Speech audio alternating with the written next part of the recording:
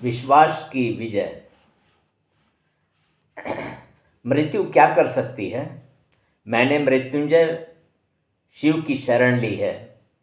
श्वेत मुनि ने पर्वत की निर्जन कंदरा में आत्मविश्वास का प्रकाश फैलाया। चारों ओर सात्विक पवित्रता का ही साम्राज्य था। आश्रम में अद्भुत शांति थी। मुनि की तपस्या से वातावरण की दिव्यता बढ़ गई। श्वेत मुनि की आयु समाप्ति के अंतिम श्वास पर थी। वे अभय होकर रुद्राध्याय का पाठ कर रहे थे। भगवान त्रयंबक के स्तवन से उनका रोम रोम प्रतिध्वनित था। वे सहसा चौंक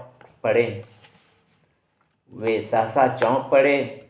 उन्होंने अपने सामने एक विकराल आकृति देखी। उसका समस्त शरीर काला था और उसने अति भयंकर काला वस्त्र धारण कर रखा था। ओम नमः शिवाय इस पवित्र मंत्र का उच्चारण करते हुए श्वेत मुनि ने अत्यंत करुणा भाव से शिवलिंग की ओर देखा। उन्होंने उसका स्पर्श करके बड़े विश्वास के साथ अपरिचित आकृति से कहा, तुमने हमारे आश्रम को अपवित्र करने का दुस्साहस किस प्रकार किया? यह तो भगवान शिव के अनुग्रह से अभय है। मुनि ने पुनः शिवलिंग का स्पर्श किया। अब आप धरती पर नहीं रह सकते। आपकी अवधि पूरी हो गई। आपको यमलोक चलना है। भयंकर आकृति वाले काल ने अपना परिचय दिया। अधम, नीच, तुमने शिव की भक्ति को चुनौती दी है। जानते नहीं भगवान शंकर काल के भी काल महाकाल हैं। श्वेत मुनि ने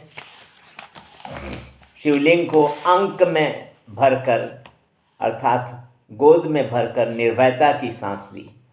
शिवलिंग निश्चेतन है, शक्ति शून्य है। पाषाण में सर्वेश्वर महादेव की कल्पना करना महान भूल है ब्राह्मण। काल ने श्वेत मुनि को पाश में बांध लिया। धिक्कार है तुम्हें। परम चिन्मय माहेश्वर लिंग की शक्तिमत्ता की निंदा करने वाले काल भगवान उमापति कण कण में व्याप्त हैं। विश्वास पूर्वक आवाहन करने पर वे भक्त की रक्षा करते हैं। श्वेत मुनि ने मृत्यु की भर्त्सना की, निंदा की। ठहरो, श्वेत मुनि की बात सत्य है। हमारा प्राकट्य विश्वास के ही अधीन है। यह कहते हुए उमा सहित भगवान चंद्रशेखर प्रकट हो गए।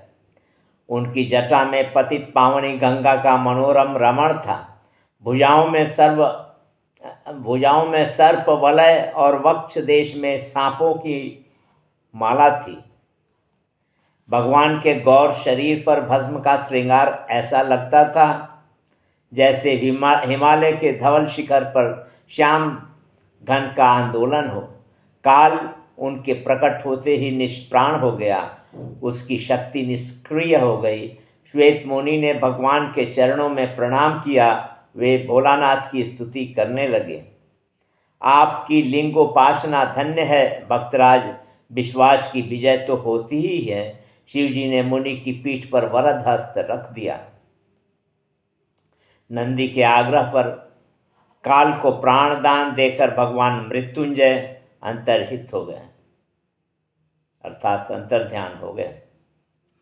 यह कथा लिंग पुराण से ली गई है।